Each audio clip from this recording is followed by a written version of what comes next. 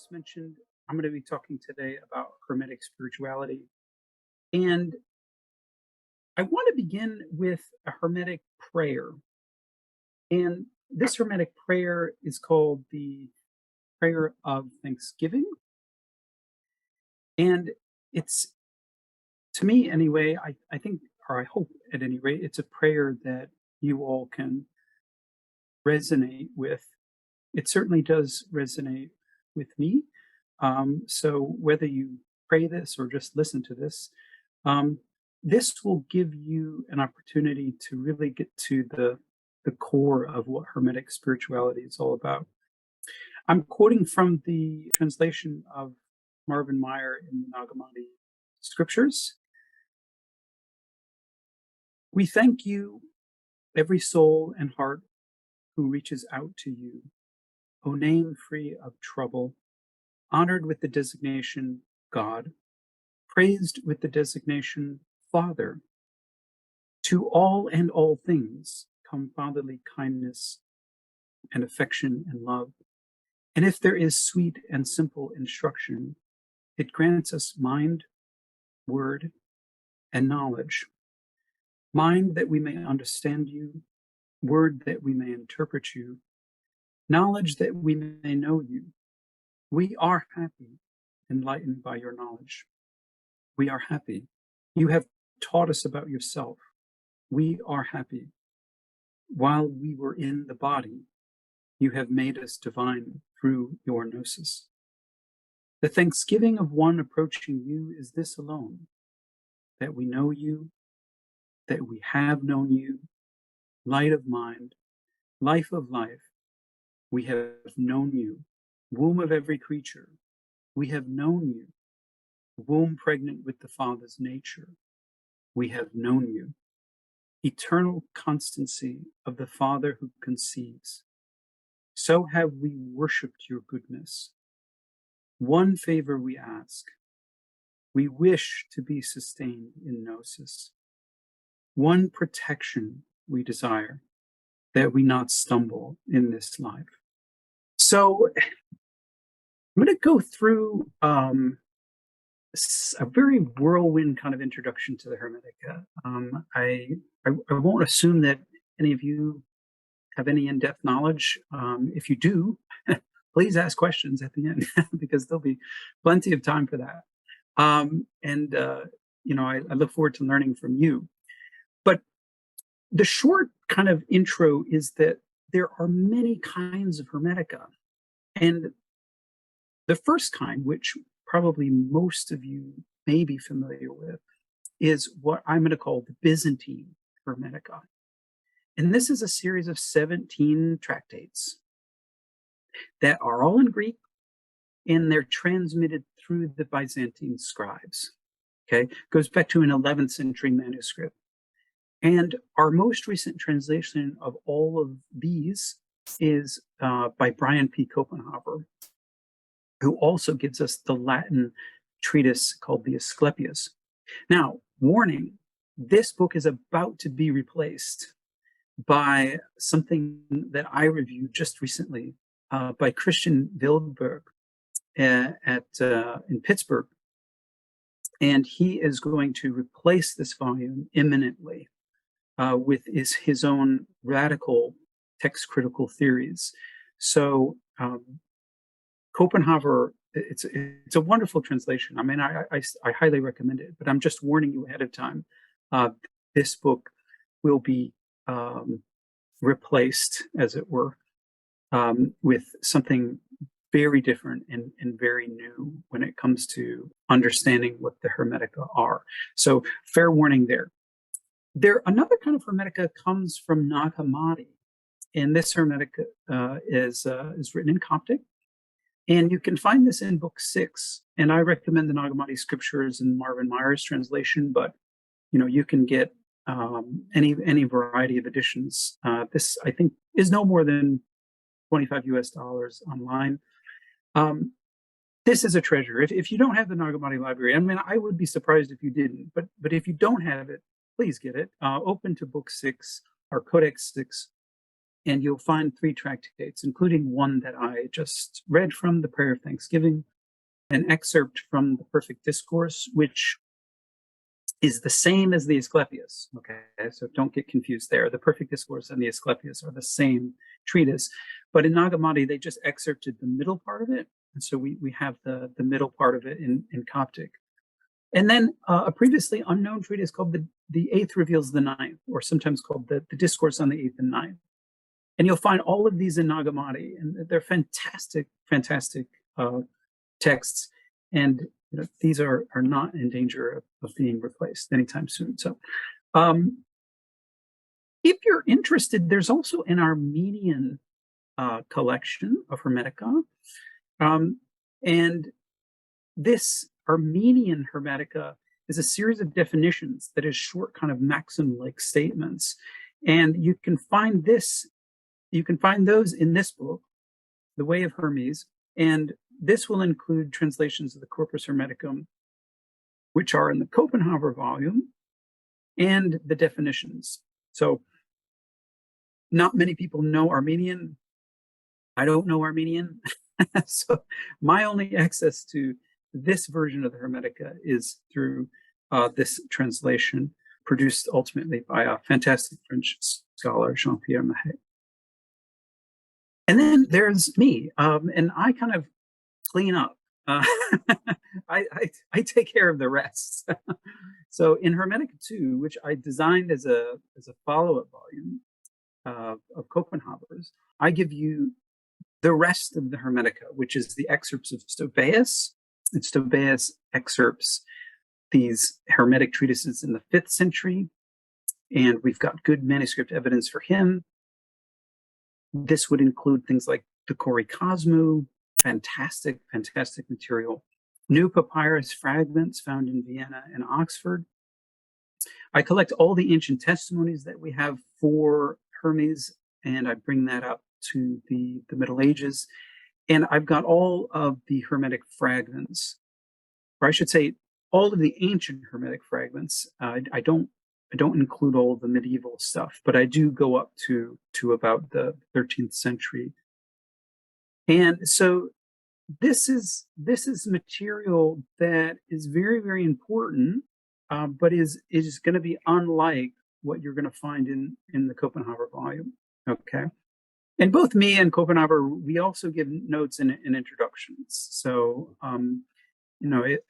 if you're wanting to go deeper into the introductory material, or really delve into the notes, you can do that through these volumes. That's your access point. And thankfully, they did put out a paperback of most of these, so they are in the price range of most. Thank God. Okay, with that out of the way, I want to talk about Hermetic spirituality. Okay. And this is really important because there's been a recent great book that's been published on Hermetic spirituality by my friend Wouter Hanegraaff. And it's fantastic. It's fantastic. I mean, your first port of call, if you haven't read the Hermetica, is to read the actual Hermetic text. But this book on Hermetic spirituality is great. And this is so important because there's been a kind of understanding of Hermetica as sort of dependent on Greek philosophy, and as it has been orientalized, and it has been marginalized, and it has been shunted into its own little category.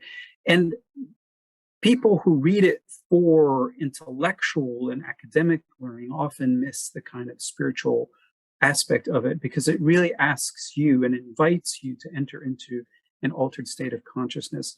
And this is really what Wouter's reading is all about. And I want to kind of give you my take, but I want to have a disclaimer, because the Hermetic literature is so vast and so diverse that I can't stand here and pontificate exactly, that there's one Hermetic way. Because the fact is, if you were to pick up Copenhagen's volume and then you were to read mine, which will give you most of the Hermetica, you would come up with variations, because the treatises themselves They're not by one person, they're by many people, and they don't always agree. So this is really important to keep in mind. I'm not giving you anything like a creed. What I'm going to do here is gesture at 16 fundamental principles that I, after years of reading the Hermetica, have seen as part of the core. And I've tried to translate these into fairly modern language. It really is an amazing experience going through the Hermetica. It's an experience of absolute wonder. And I think it has so much to say today to people of all sorts, of all faiths or none. It is a living tradition and a living spirituality. And I hope that you can resonate with some of these principles. So, as I said, I'm going to go through these quickly on the PowerPoint, and then I'm going to give my fuller explanation after we read through these. So, just to prepare you. So, principle one, all religions are insufficient. There is always a source above God or gods. Okay.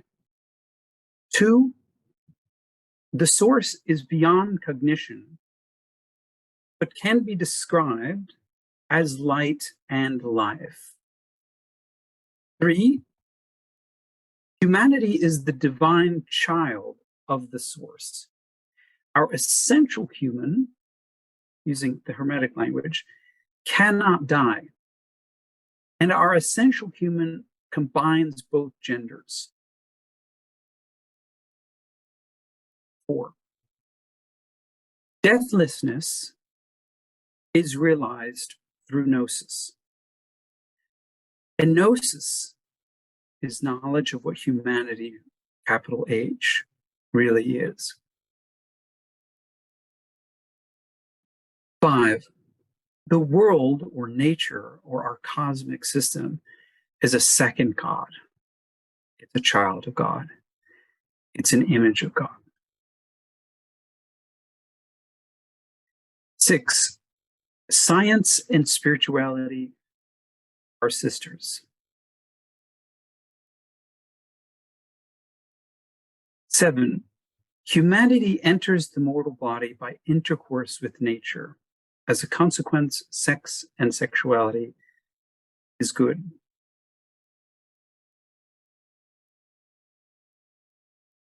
8, the mortal body is part of the world and is therefore good, but the essential human in the mortal body, drowned and clouded by inner illnesses. 9, there are external forces, what are called decanic and daimonic energies, zodiacal energies, and planetary powers, which have an effect on human freedom. 10, all people have nous, which is a higher consciousness, but only few have activated it.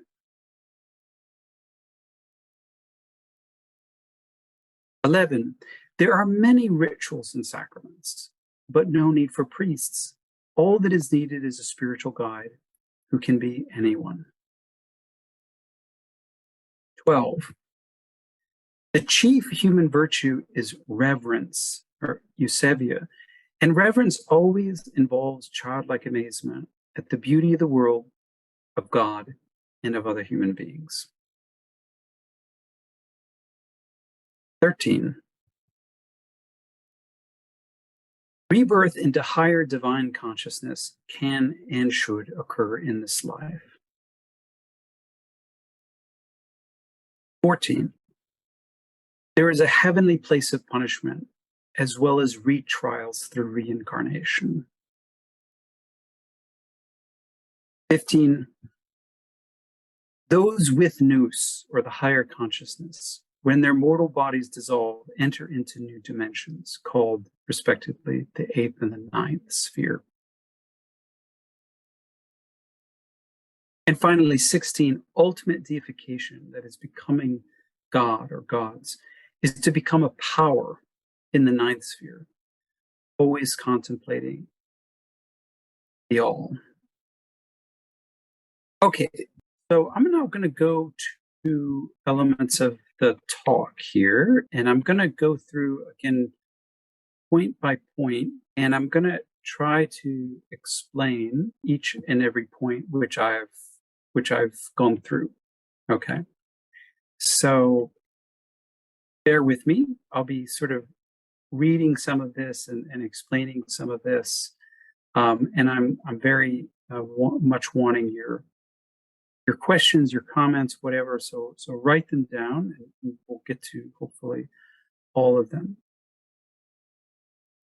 As some of you know, it's assumed in Hermetic literature that there are distinct levels of initiation. And for the purposes of this talk, I'm just going to assume that all of you are at the highest levels of initiation. But this is indeed a kind of boiled down understanding. So much more can be said here. But with regard to principle one, that all religions are insufficient, that there is always a source above gods, what I take this to mean is that spirituality is a matter of deep personal experience. And this experience, it's had by individuals. And as individuals, our ultimate commitment is not to any one person or institution. Our commitment is to truth as it is found in nature and in ourselves. We work hard to establish fellowship with our neighbors, but we do not worship any particular God. Now, we could call this position atheism, since we don't grant full loyalty to any gods, as these gods are circumscribed, that's important, by the various religions. But it's closer, Hermetic spirituality is closer to the position, rather, that we believe in all gods and all spirits rather than none. The point is that our belief always involves the understanding that there is a source beyond the level of known and named higher entities. Now, this is not just a doctrine. It really is meant to reflect an attitude of epistemic humility. The only thing we should claim to know is, as Socrates said, that we don't know. And I mean this is the most, theologically important statement anybody can ever really make. Hermetic writers do, or they can and they do call the source God. Okay, you'll see that when reading the literature. But they also make clear that we don't know God's name, nor can we understand the vastness of God's nature. So that's point one. And there's a lot of overlap there, as you'll notice, with the Christian apophatic tradition. That tradition, in many ways, comes out of the same cultural climate that the Hermetic literature came out of. So no surprise there's overlap. With regard to principle two, the source is beyond human cognition, but can be described as light and life. This is really an attempt to answer that perennial question after you've had that apophatic crisis. If the source is unknown, is it good? Really? Because that's the anxiety of believing in the unknown God. Because if he's unknown, then you don't know him or her or it or whatever. And so that's kind of scary. And the Hermetic answer, I take it, is that technically God is not good, but the source of all good. At the same time, Hermetic writers are perfectly capable of referring to the source as the good, much like Plato. To quote Corpus Hermeticum 2:14, quote, God is good and the good is God, unquote. But the very same treatise says, quote, God is not mind, but the cause of mind's being, not spirit, but the cause of spirit's being, not light, but the cause of light's being, unquote. And this is very common, that there'll be a positive and a negative statement, and we just have to work with the paradox. So even if the source cannot be comprehended, it is still true to say that it never manifests itself as evil or darkness. The source can be experienced, and when it is, it is experienced as life and light. Thus, it's appropriate to describe the source as life and light, as we see in the first Hermetic treatise, the Poimandres, with the caveat that all descriptions of the source fall short of its reality and blessedness. So with regard to principle 3, this one is really important, that humanity with a capital H, is the divine child of the source, and that our essential human therefore cannot die, because it's the same substance, homoousios, if you like, with the divine nature. And that as an important subclause of this is that our essential human combines both genders. So whoever or whatever we or anybody else says that the source is, the Hermetic tradition recognizes the source as our direct parent. Humanity in this system isn't created, let alone made from nothing. It's born directly from the source. It shares the nature of the source. Humanity as the direct child of the source describes essential humanity, as it's called in the Poimandres, the humanity before and after its sojourn in individual mortal bodies. And there's a whole creation story there, which I highly recommend there, so you can fully grasp what I'm saying. Essentially, we are all fragments of this humanity, living in long-lasting spacesuits that adapt us to this oxygenated environment. The death of our mortal body, flesh, really isn't death, but the release of our essential human. To quote the 8th reveals the 9th, quote, "This is death, the dissolution of the body and the loss of sensation. There's no need to be afraid of this or because of this. People are afraid because of what they don't know and do not believe," unquote. Here using Meyer's translation. So in terms of our mortal bodies, we are differentiated into genders, or I guess we would say sexes. But our essential humanity always combines both genders. We as individuals are always combinations of male and female, and it's largely culture that brings out a certain gender expression. We will always be male and female, for that's what humanity is. Humanity, capital H, the direct child of God. And this is part of why we have this great line in the Asclepius, which I love to quote in Latin. It's magnum miraculum est homo, which is humanity is a great wonder. And this is really interesting because it's never, Hermetic thought is never depressing. You know, Hermetic thought says that humanity is greater than any god or spiritual force known on earth. We are greater not because we're more powerful, but because we have a greater range of experience. We are both destined to die and deathless at the same time and have experienced both types of life. We are thus the great mediators of the cosmos, standing between animals and angels. And that this is a role that we should fulfill with joy. You know, there's nothing in terms of, you know, the old Gnostic typologies of pessimism and body hatred and world hatred and any of that.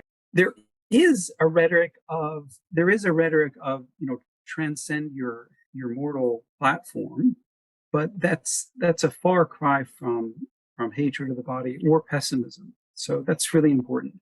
Principle 4 was deathlessness is realized through gnosis, namely knowledge of what humanity really is. And in the history of scholarship, you know, people have tried to pigeonhole Hermetic thought, Hermetic spirituality into gnosis or Gnosticism, and it's never really fit. So it's always been a kind of problem child, and people don't know what to do with it. And so, frankly, most of scholarship ignores it. But they're definitely interested in gnosis. Gnosis just meaning the intuition or the deep knowledge. What's really interesting about the Hermetica is that we are what we think. Humans die if they think they are mortal. But in reality, death is taken to be an illusion, and knowledge of our essential deathless nature actually affects or realizes our immortality. Once you have the gnosis, you have the immortality. They come at the same time. And we receive such knowledge through myth, which is the truest kind of speech, even if it seems like a fable. Unlike in Pauline thought, if you're familiar with the New Testament, we don't become children of the source through adoption. We're all natural children, fragments of God's only born child, infused with God's breath from eternity past, that part from the Kore Cosmos. But our deathless nature is not the basis of a privileged or entitled attitude. Our nature is simply, one could describe it, our nature is simply a more permanent state of grace.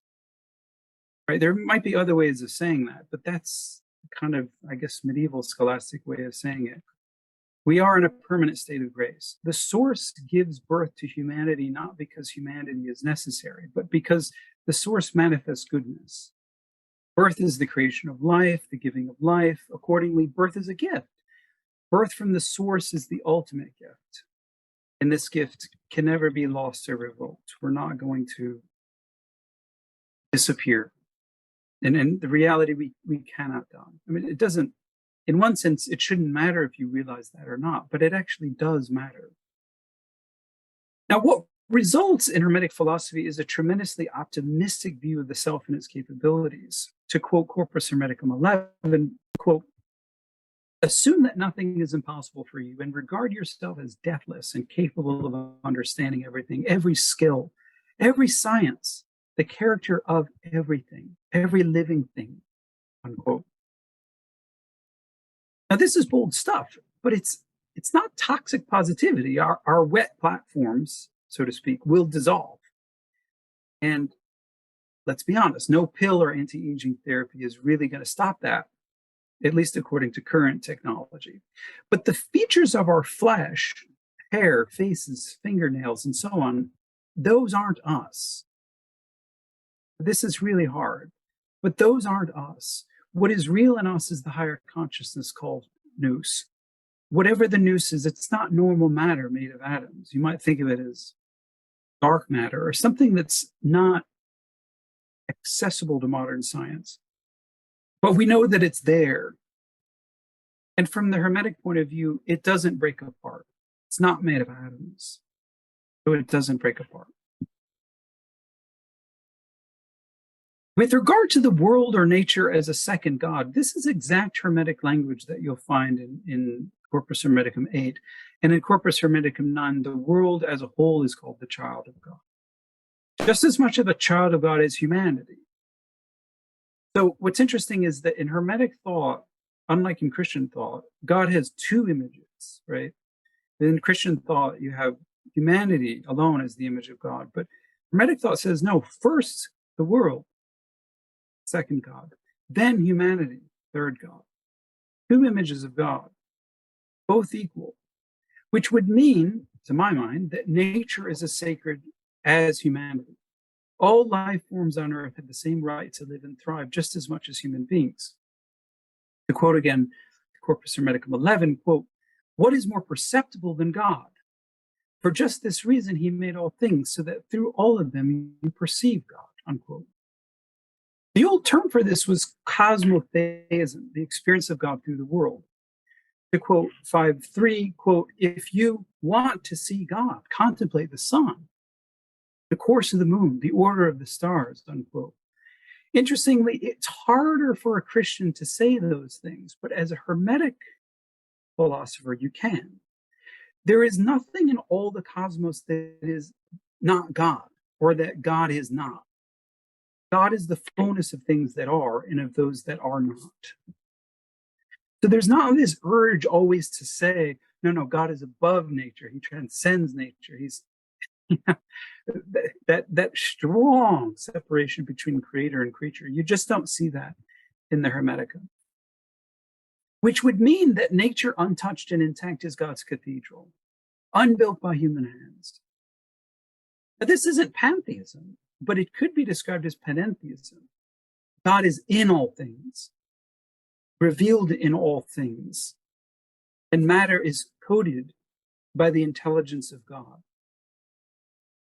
All this, mind you, doesn't mean that animals have the same kind of intelligence as human beings, or that in some weird ethical dilemma we should prefer a fly or a lion over a human life. But it is to say that every living creature on earth deserves to live and should have our greatest respect. I often think, how would human history have been different if Christianity had accepted this doctrine that the world also is an image of God? Principle 6 is that science and spirituality are sisters. Hermes Thrice Great was viewed as an ancient sage and spiritual guide. But interestingly, if you know anything about him, he was also viewed as a scientist, an inventor, and a knower of all sorts of wisdom, from metallurgy to making amulets to astrology, etc. So there was never any tension between science and spirituality or theology and philosophy. They are exactly one. So I don't have any problem referring to Hermetic philosophy. It isn't the dry as dust analytical philosophy you would have today, though. But the disciplines of Hermes are many: engineering, astrology, astronomy, creative writing, medicine, botany, music. All these arts were important to ancient Egyptians, and they ascribed to Thoth, who became known as Hermes. Now, I'm not saying that Hermetic literature, its attempt at scientific explanation, is always correct. In fact, to us, it seems wrong and outdated. But I think what counts here is that there is a search for truth of all sorts. So if you're a scientist or an engineer or a metallurgist or a doctor, the truth is you have no less access to Hermetic truth than a preacher or a spiritual guide. Or, God help you if you're an academic. Everyone has equal access. The seventh principle is that humanity enters the mortal body by intercourse with nature, which would mean that, here's my inference, that sex and sexuality is good. So as individual humans, manifestations of the ultimate human, we must consider ourselves visitors and migrants to the world. We arrived here when our primal and divine ancestor saw him or herself, it's both, in nature, and had intercourse with nature. This active intercourse became the model for how love is expressed by human beings. And this explains why humanity is naturally attracted to the beauty of nature. And it also acknowledges that sex and reproduction are entirely natural. In fact, it's the injunction of the source, if you read the Poimandres, that we are to increase and increasing. And in the Corpus Hermeticum too, childlessness is considered to be a curse. In the Asclepius, sexual intercourse is called a marvelous image of the divine mysteries performed in secret, but ridiculed when made public. Love and falling in love is something beautiful, but erotic love can degrade into lust, which is distraction and a hindrance to understanding our true nature. But the marriage of humanity, or higher consciousness, and nature, the flesh, is good, even if it is temporary. Going to principle 8, the mortal body is part of this world and therefore good, but the essential human in the mortal body is drowned or clouded by inner illnesses, by which the Hermetic authors meant things like ignorance, rage, greed, spite, malice, and lust. And the technical name for this is the passions. And I've never liked this as a translation because, in modern English, to be passionate is to be something, good. But in the ancient speech, your passions are these highly negative and wild emotions. All this is to say that apart from some systems that also grew up in Egypt and Alexandria, humanity does not fall into flesh. Flesh is considered the good creation of divine reason, but it was never designed to last forever. And because flesh is connected to a system of sense perception, the barrage and the flux of incoming sense data can distract and mislead unwary souls. As a consequence, we all live in a sort of haze, unaware of our direct connection to the source. Flesh is also subject to psychological and emotional diseases, addictions to pleasure, and the experience of negative emotions that cloud the mind, corrupt peace, and block knowledge of reality. What this means is that we come into this world damaged. Our soul is damaged, and it learns bad habits by following pleasures. But what this also means is that our sin, if we call it that, is largely unchosen. And the chief sin would be ignorance, because we're unable to really make a decision about what's good for us based on sense perception. And ignorance is its own punishment. To quote Corpus Hermeticum 11:21, ignorance of the divine, that's the ultimate misery. Going on to principle 9, we're more than halfway done here. There are external forces, decanic and daimonic energies, zodiacal energies, and planetary powers which affect human freedom. Now, this is the ancient way of saying it. Some of you may be into astrology. I don't know much about modern astrology, but certainly the Hermetic authors were very interested in ancient astrology or astronomy. There really wasn't a distinction in the ancient world. They did agree with later Christian thought that the human will is free, but they also, I think, quite reasonably recognized forces in heaven and on earth that make life in the body very limiting and difficult. These external forces are summed up in the word fate, which is something the Christian tradition has tried to push away and not really recognize. But the human higher consciousness or nous is not subject to the power of fate, according to Hermetic literature. What is subject to fate is matter, which includes your fleshly compound. And that's what comes under the physical energies of the cosmos. And in ancient terminology, our mortal bodies are controlled by these cosmic energies, such as astral rays and planetary powers. But from a modern perspective, although I think most of us would acknowledge that the sun has a great effect on our lives and sometimes on our moods, we still might doubt that the planets have the same sort of effect. At the same time, we might generally concede that our bodies are controlled by factors of our larger environment, which would include the culture in which we were born, our government, our social circles, as well as by genetics. Now, nothing would seem to be closer to us than our genes, but in fact, DNA sequences code only for our mortal platforms, not the essential human or our higher consciousness.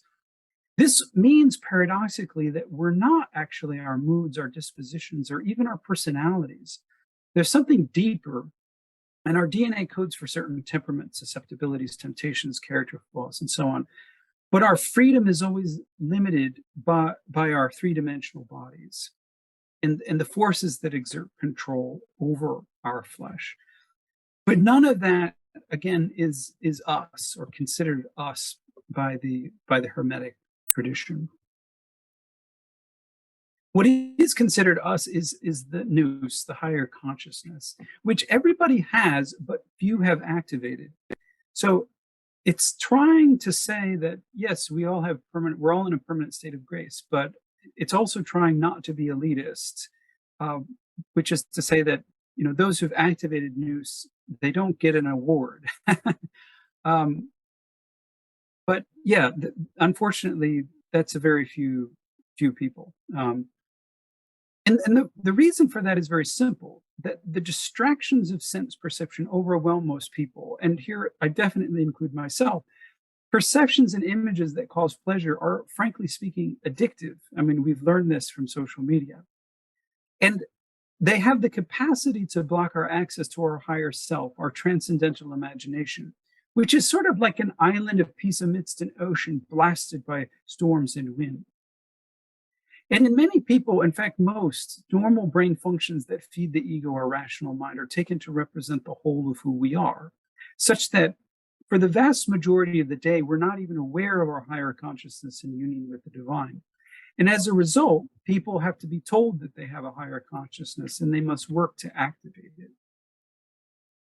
And regrettably, the dominance of the rational mind, which in Greek is logos, probably, in modern terms, housed in our frontal cortex, The dominance of that cortex and the distractions of sense perception combine so that most of us are overwhelmed and we never tap into our higher self except in dreams or when using mind altering substances. And really, who can blame us? The commercial industry is designed to barrage us with advertisements that awaken desires for things that ultimately cannot satisfy. So, without access to this higher consciousness, the truth of our nature actually seems like it's ridiculous. And in the state of ignorance, most human beings simply reject what is better for them, sort of like a toddler who refuses to turn off the TV. The tragedy of modern life is it's actually harder to access and to activate our higher selves because the distractions and the complexities of life have multiplied exponentially due to digital technologies. So we can be buzzed, as you know, ding, beeped, whatever, any time of the day. And let's face it, sometimes we like that. Let me go to principle 11. This is that there are many rituals and sacraments, but no need for priests. All that's needed is a spiritual guide who can be anyone. All that this means, I don't mean any offense to anybody, but in terms of Hermetic philosophy, all that this means is that we don't need human mediators to access the divine, because the principle is that each one of us has the divine within and equal access to the essential human. It's also to acknowledge that there have been thousands, maybe more, of rites and ceremonies that have been devised by humans, and they have a wonderful effect, many of which have the power to bring our higher consciousness into realization. But none of these practices in themselves are true. They're cultural means to an end, deeper experience of our higher consciousness and the divine. Due to the weight of ignorance, most of us will not be able to discover truth on our own. We're going to need a spiritual guide who can be anyone of any color, creed, or gender, anyone further along the path than we are who can remind us of our true selves. These can include people of the past, like Hermes, Moses, Jesus, Buddha, Confucius, and so on. But your spiritual guide might be your best friend. There never was and never will be a need to distinguish clergy from laity. The people farther along the path aren't actually separate from us by rank or status, though respect, of course, is always due to those who have helped us. With regard to the chief human virtue, which isn't love or faith or hope, but reverence, reverence is this childlike amazement at the beauty of the world, of God, and of other human beings. It is the acknowledgement, I think, that the world is really and truly an amazing place. I mean, in many ways, we've kind of ruined it, but the world, when you really go out and experience nature untouched, is an amazing, amazing place. And the world, again, is the image of God and of the incomprehensible source. So in the daily grind, what robs us of this amazement at the world is the familiarity and the routine that dampens any kind of reverence or gratitude. But what reverence is it's the renewal of that wonder. It's what makes us humble and good. Reverence in the Hermetic literature is called true gnosis, which I think is really important. It's not, gnosis is not necessarily some kind of cognitive thing. It's attitudinal. And it leads in its train other virtues like love and kindness and joy and all the other virtues. Reverence is the queen and mother of the virtues. Why? Because she fosters them all. 13 is that rebirth into divine consciousness can and should occur in this life. And this is how Hermetic authors refer to the realization of our divine nature. They call it a rebirth. This is famously in Corpus Hermeticum 13. Only the metaphor of rebirth can articulate the dramatic shift in our way of thinking and attitude toward the world and other people. Effectively, we become new people, and we don't have to wait. In fact, we shouldn't wait until after death to experience our higher self. The awareness of our continuity with the source is available now. We need to come to that realization in this life in order to experiencing the aging and decay of our mortal body, not as something to mourn, but as a realization of our true selves. But without rebirth now, we allow ourselves to be reborn in mortal flesh to start the process all over again, sort of like failing a grade in school. So this brings us to reincarnation. And in addition to reincarnation, Hermetic authors, they did envision a heavenly place of punishment if you were excessively evil. But for most of us, uh, if you didn't get it the first time, you simply repeated the grade, so to speak. Which is to say that the source isn't affected by human passions or planetary powers. It's never angry. As I said before, the chief sin is ignorance, and ignorance is the vast majority of the time is its own punishment. At the same time, evil actions are judged, and there's actually said to be a daimon or a sort of spirit that is in charge of this judgment, and that the place of punishment is not in hell, but it's in the lower heavens. Those able to be healed will be reborn and experience human life again, which is to say that along with our species evolution, we're all going through a personal evolution of the soul. And in the great expanse of time, in the life of the universe, technically, there is no end to the world in Hermetic thought. Even the worst and most ignorant sort of person has at least the chance to become the best and most gifted of sages. And you can do that in one life or many. So, although there's not an end to the world, there is an apocalypse, but the only apocalypse is when people cut off or cut themselves off from their higher consciousness, when reverence perishes and people are controlled by their identification with the false self. And this occurs, interestingly, when Egypt, the temple of the world, as it's called, is abandoned. 15, those with activated higher consciousness, when their mortal bodies dissolve, enter new dimensions, the 8th and the 9th sphere. So after release from our mortal flesh, we exit the cosmos and we wake up in a place that's not a place, in a time outside of time, an eternal fellowship with blessed spirits. And in the long course of spiritual evolution, we lose our ego and feel no need to protect our individuality. We become energy in photonic bodies, and these bodies can unite and interpenetrate with each other like electric currents. In this state, amazement never ends, and the expression of eternal amazement and gratitude toward our source is represented by hymn singing. There's a lot of hymns in Hermetic literature, which is great. But all the singing in the other dimension is performed in noetic silence and in union with the noetic energy of our siblings.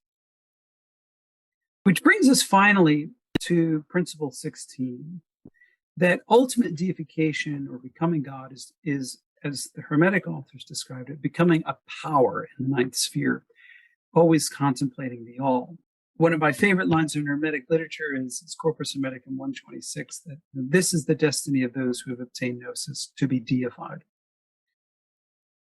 And in Hermetic thought, this never means that we become one with the source, the power above all powers. We remain powers subordinate to that source, but we share in the infinity and the omniscient imagination of the source. Our state of contemplation is the perpetual gaze into the infinity of the source, an everlasting state of learning that's done in communion with others. It's a dialogue without words, love without flitting feelings, peace without the distraction of earthly desires, understanding without perception. We see the all by becoming it and enter into every place, space, and time because we're outside of the spatio-temporal dimension. And in this space, we participate in the fullness of the source without ever exhausting it. Quite literally, the wonder never ceases. Our destiny is to grow up and become eternal children, amazed, ever learning, ever arriving at the knowledge of the truth without ever mastering it. The gap between ourselves and the source remains, but never agonizes, because at that point, we will have lost desire, because we are overwhelmed with love, peace, and absolute wonder. And that, my friends, is my take on Hermetic spirituality. I hope that it has caused some questions, some comments. I see the chat is active. I would really love to hear from any and all of you. If I can answer any questions, or if you just want to give a comment. I think that this is a great environment to really let iron sharpen iron. And I really want to thank all of you, Jonathan in particular, for the invitation to be here. Something I should have said at the beginning. It's a real pleasure to be involved in this conference. Thank you. Thank you. I've got I'll go for the first volley, by virtue of the job. The perks are so small in this job that this is the one I got to take, and I like it.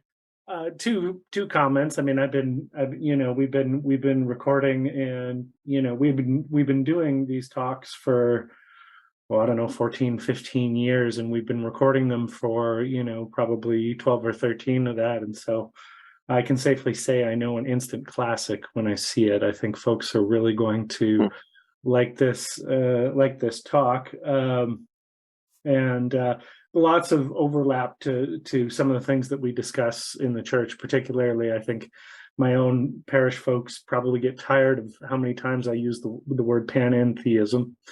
But I did want to mention also as additional thing is that you see some of these, there's lots of parallels all over the place, in terms of Christianity and contemplative Christianity.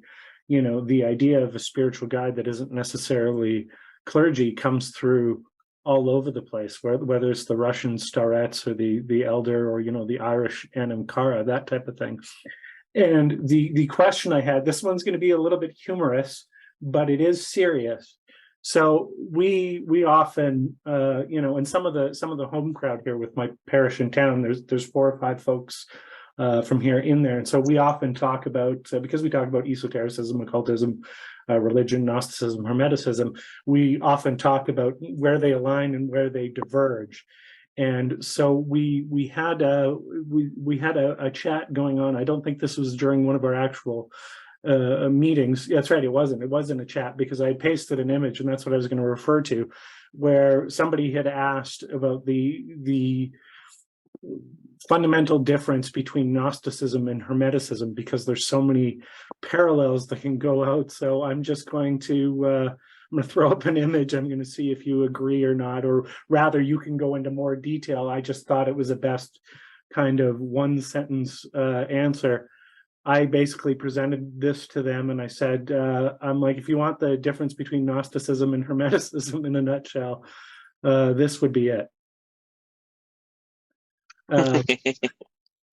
It's it's the meme of the sisters, that essentially it's the kind of whether the starting optimism or pessimism, cosmic or not, or kind of the end kind of purpose. But I think there's a lot of things that kind of overlap. But I thought that was perhaps too short of a form to talk about it, but that's what I put forth as kind of a summary thing. So I guess I would ask in turn, kind of thing, where you saw those differences, humor or non-humor aside. I thought that was a funny way to kind of make my point, but you're the expert, not me, right? So I'm going to turn it over and say, where do you see kind of, because I think there's lots of people here who, in terms of practice or, regular reading from a lay perspective, are conversant in both Hermeticism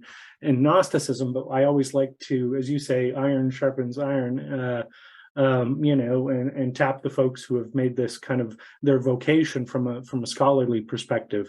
Where do you see the similarities and the differences? Well, thank you so much, Sean, and for that picture. That's great. Yeah, well, let me first say, and I have to lay down my cards here. I think scholarship has done spirituality a great disservice when we've addressed Gnosticism, especially in the 20th century. The tradition of Hans Jonas has kind of poisoned the well for a generation, and I don't mean that,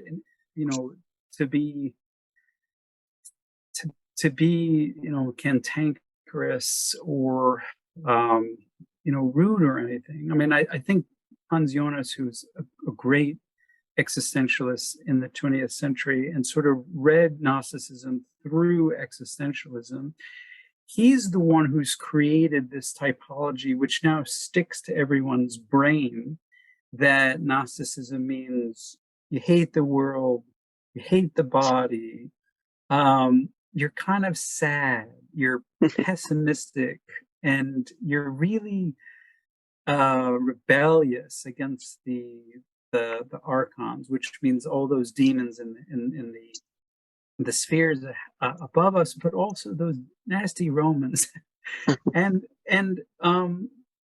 that image of Gnosticism, that series of typologies, which combines it, really, I mean, it's summed up so well by that picture of the kind of, pensive, a little bit like young woman who's kind of like wouldn't trust anybody, even if they gave them a chocolate cake on their birthday, just looks at them with a sort of almost disdain at the world, and doesn't like anybody, doesn't engage, is marginal, self-marginalizing. All of that comes out of Jonas and his paradigm. And what's so important for people to realize is that Jonas is pre-Nag Hammadi. So Jonas invented all this stuff before anybody had read Nag Hammadi. And Nag Hammadi has blown apart every aspect of that paradigm.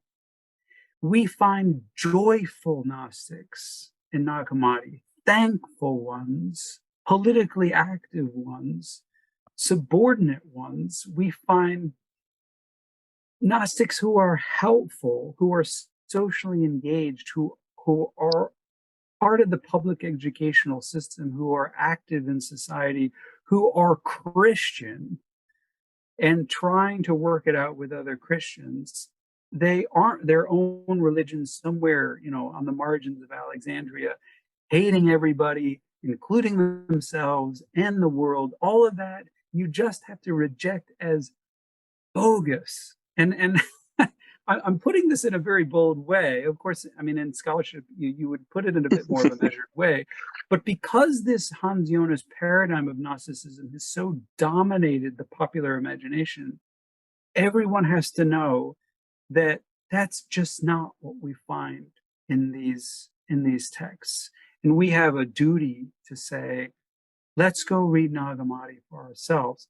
Now, granted, there are passages in Nag Hammadi and other literature where you could find that sort of stuff, and any cherry picker can prove what they already want to believe about Gnosticism. Sure, absolutely. But the importance of all this is that we start fresh. And it's the same thing with Hermeticism. Scholars have ruined this, because we haven't seen the spiritual dimensions. So I would say ultimately, although I think that, there could be some truth to, there's definitely truth to the idea that Hermeticists were optimistic. Definitely truth to that.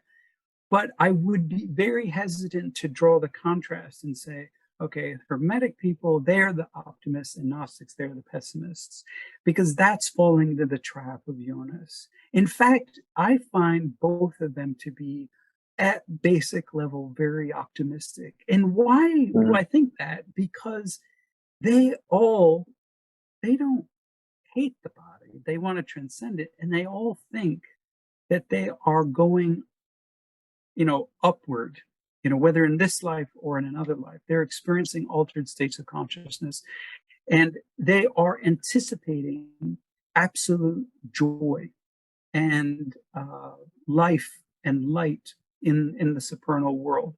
And that, if that doesn't make you happy, I don't know what will.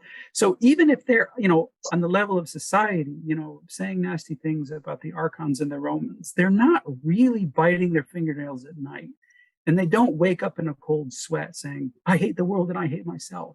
No, because they know the true self, and they love that, and they have access to that. And that's how it's always been. So there's a lot of commonality between so-called Gnostics and Hermetic thinkers.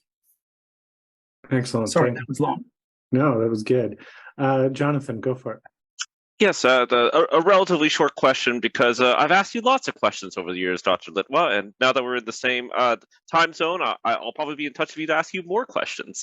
But it's off track a little bit, and it's kind of a plug for you, but it's still on track, which is you do a lot of public scholarship. You know, you do a lot of interviews, you do a lot of talks, you have a Patreon. One, I was wondering if you could tell us about that Patreon, but two, I was wondering if you could tell us, both with the Hermetic materials, these other materials, these lost Christianities, why you feel it's important to do this outside of the academy, why you do this para scholarship, why you get out and kind of spread this gnosis, why that's important for you in your academic mission. Well, yeah, thanks, Jonathan. I'm maybe a little bit hesitant to call it para scholarship. I mean, we're definitely. I think we both mean like public scholarship, and we're trying to get to the point where we're saying there's a moral imperative. I think that on YouTube and on other popular online platforms, there are mountains of misinformation, and frankly, scholars all around the world are just too busy to do anything about it, and too worried about getting tenure to care, you know. So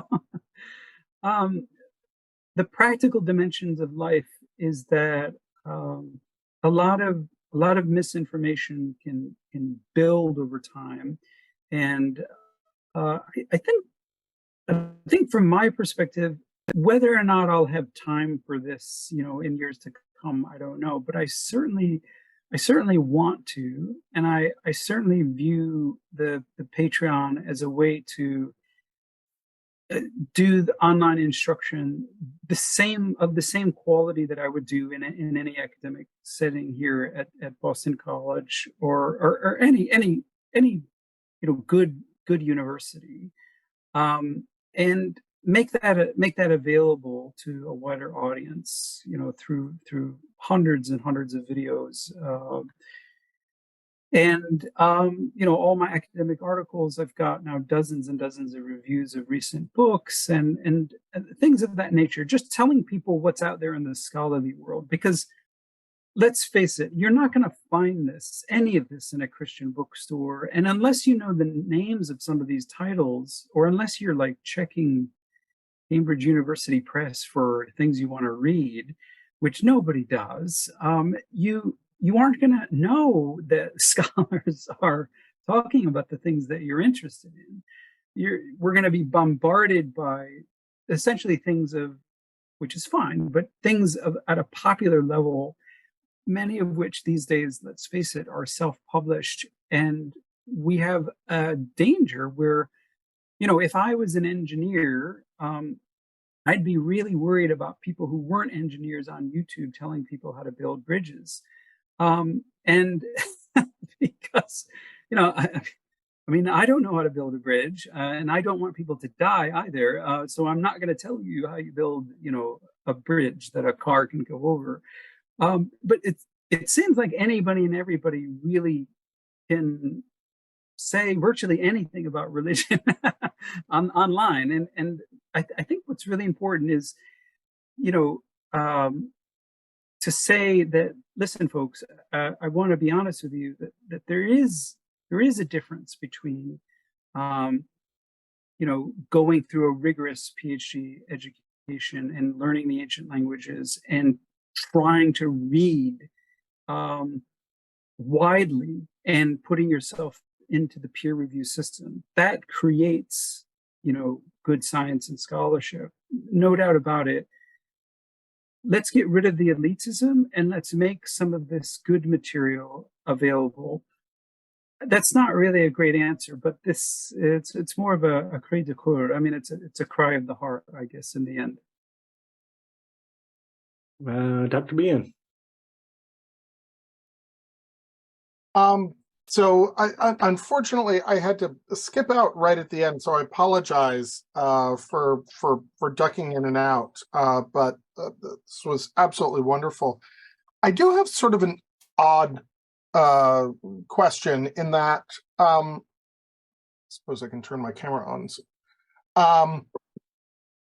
This idea of reverence really struck me because it immediately resonates for me with something else, and I want to see if you find this sort of consistent with the Hermetic conception of reverence.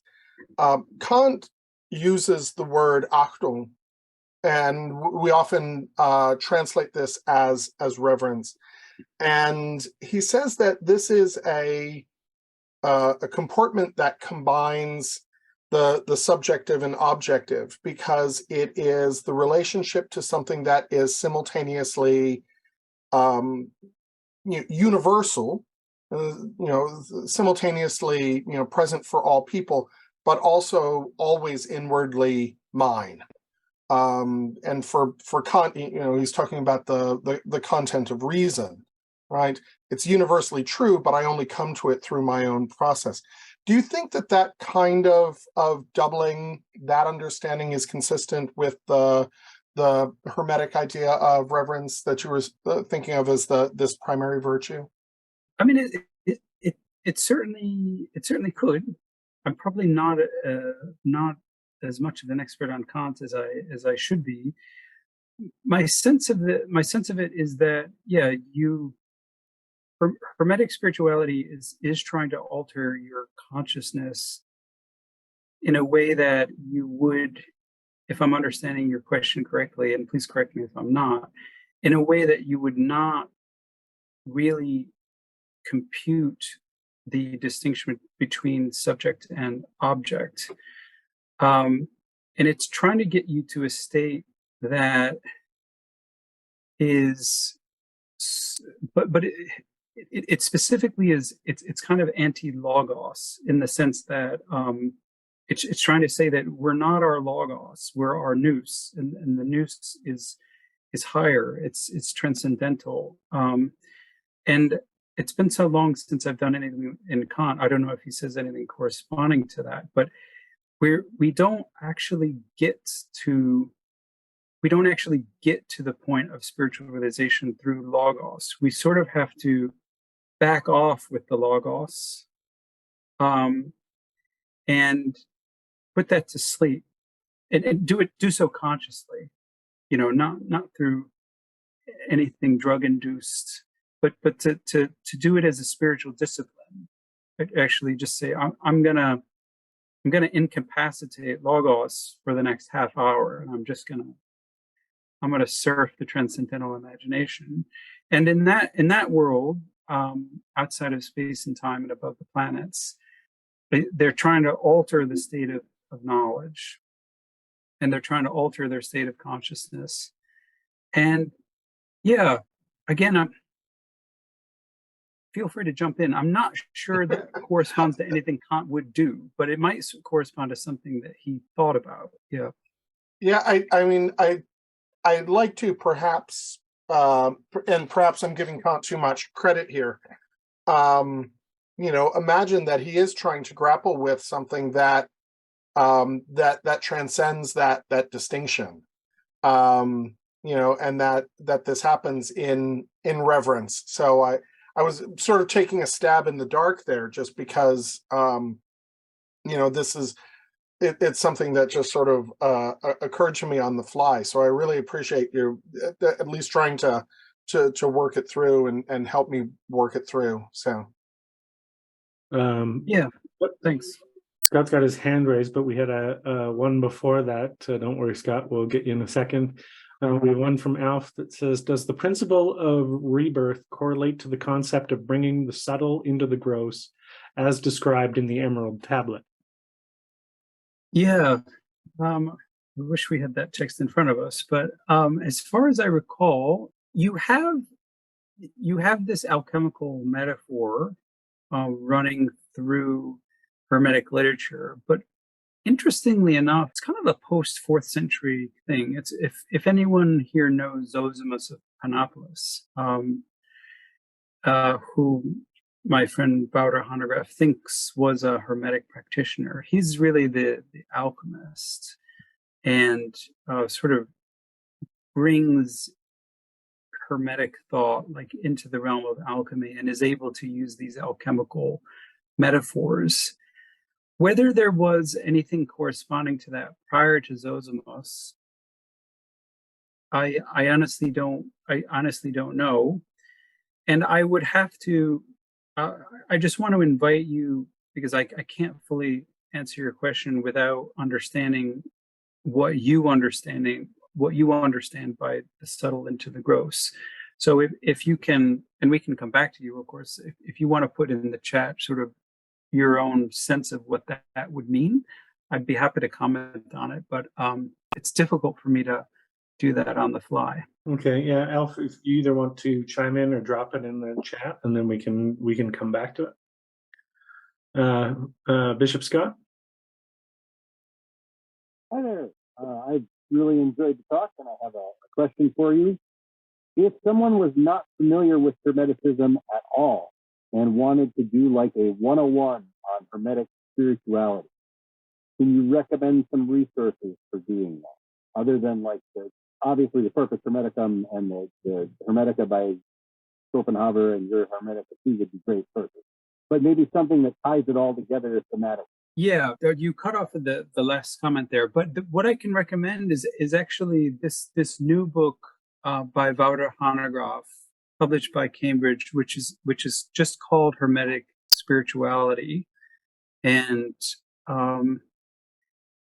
I agree and disagree with him in many points. But if you're looking for a sort of overview of a scholar who is taking Hermetic spirituality seriously and being very systematic on how he goes through the literature, that's what I would recommend. Of course, but before you delve into any of the scholarship, try to go through the Hermetic texts once yourself, and just read them without any presuppositions, and then I would say, if you're interested in the spirituality aspect, go to Wouter Hanegraaff's book. If you're interested in more of the historical aspect of the Hermetica and want a really systematic treatment, there's a recent book called The Tradition of Hermes by Christian H. Bull. And that's a heavy duty, all guns blasting, scholarly book on the Hermetica that is unsurpassed.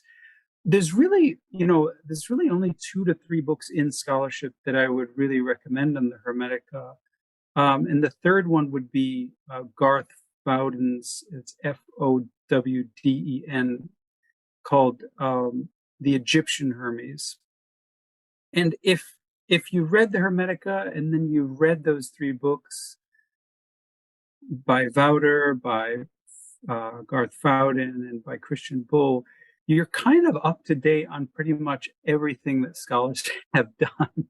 I mean, this isn't an amazingly, not everyone is doing this. There's like 80 journals in New Testament and none on the Hermetica. So, but of course, I'd be happy to dialogue with anyone further on this subject. And you can also track me down on Patreon. I'm glad to answer any questions at any time, assuming I can have the time.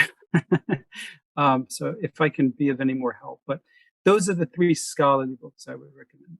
That idea of rebirth in this life rings very true to me. I've always seen it as our worldly life being fully transformed by the otherworldly. My limited understanding of Hermetic thought was above, below, subtle into gross, as in that transformation or rebirth of self. Okay, yeah. Well, that's helpful. Alf. Yeah, I think, the people associate the Hermetica with the idea of correspondence between material objects and heavenly realities, and that's certainly true. What the Emerald Tablet is it's kind of it's the summation of a particular stream of Hermetic thought that emphasizes the alchemy part. And that sometimes scholars, they can't square the circle here. So they divide the Hermetica into technical Hermetica and philosophical Hermetica. And in the technical Hermetica, you find this idea much more above, below, subtle into gross, that we are in the process of materially transforming ourselves. And we can do this through actual techniques and rites. And yeah, we can do alchemy on ourselves, essentially. Whereas for lack of a better term, the philosophical Hermetica is more of a religio mentis. It's a religion of the mind, in which Hermes even says we don't need incense. We don't need that, because the only true incense is thankfulness to God. But I think, for me, the great thing about rebirth is, Christians never dominated that metaphor. I mean, you've got Corpus Hermeticum 13, which is just such an amazingly rich meditation on rebirth, and it's probably written right around the same time the Gospel of John is, which, the famous, you must be born again. And it's just this amazing confluence of traditions. But I think that rebirth, becoming a new self, the Hermetic thinkers really have an edge on that. They are really incredibly deep on that topic. So of course I would recommend Corpus Hermeticum 13 to you and to everybody. Thanks for your comment. Okay, we've got one more question here. Forgive me if I pronounce your name wrong. Kaifi?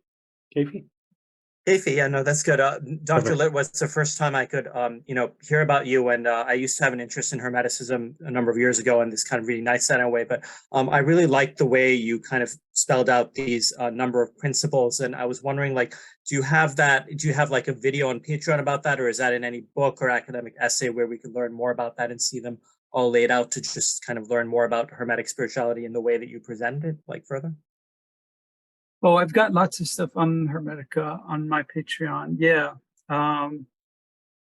All sorts of talks and new thoughts on that. Yeah, so that's where I tend to post things. And yeah, I'll probably post this talk on my Patreon. That's probably the best way to do it. So, if you want to catch me over there, that's fine. If I can be of any help to anybody, I try to be as helpful as I can. If I can be of any help, let me know. But yeah, these and dozens of other Hermetic presentations will find their way on Patreon. So meet me there.